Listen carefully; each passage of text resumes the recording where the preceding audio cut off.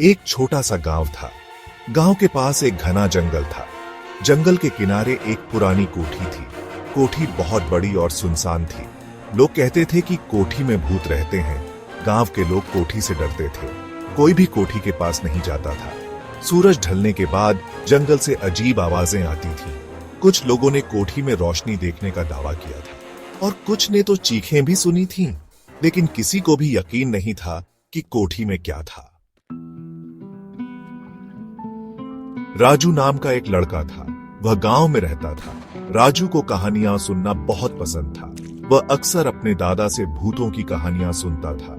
राजू को डर नहीं लगता था। वह उत्सुक था। वह जानना चाहता था कि क्या कोठी में सचमुच भूत हैं। एक दिन राजू ने फैसला किया कि वह कोठी के पास जाएगा। वह अपने दोस्तों को भी साथ ले जाना चाहता था, लेकिन उसके दोस्त डर गए। राजू अकेला ही कोठी की ओर चल पड़ा। शाम हो रही थी। जंगल में अंधेरा छा रहा था। हवा तेज चल रही थी। पेड़ हिल रहे थे। राजू को अजीब सा लगा, लेकिन वह आगे बढ़ता रहा। वह कोठी के करीब पहुंच गया। तभी उसे एक आवाज सुनाई दी, किसी बच्चे के रोने की आवाज। राजू डर गया। उसने इधर उधर देखा, लेकिन उसे कुछ दिखाई नहीं दिया। आवाज कोठी के अंदर से आ रही थी। राजू ने हिम्मत करके कोठी का दरवाजा खोला और अंदर चला गया। अंदर बहुत अंधेरा था। राजू ने एक दिया स्लाई जलाई। उसने देखा कि कोठी के अंदर धूल और मकड़ी के जाले लगे हुए थे।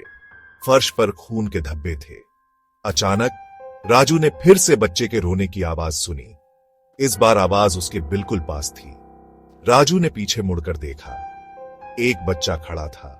उसका चेहरा विकृत था। उसकी आंखें लाल थीं। बच्चे ने राजू की तरफ हाथ बढ़ाया। राजू! राजू की आंखें खुल गईं। वह अपने बिस्तर पर लेटा हुआ था। उसके माता पिता उसके पास खड़े थे। क्या हुआ बेटा? उसकी मां ने पूछा।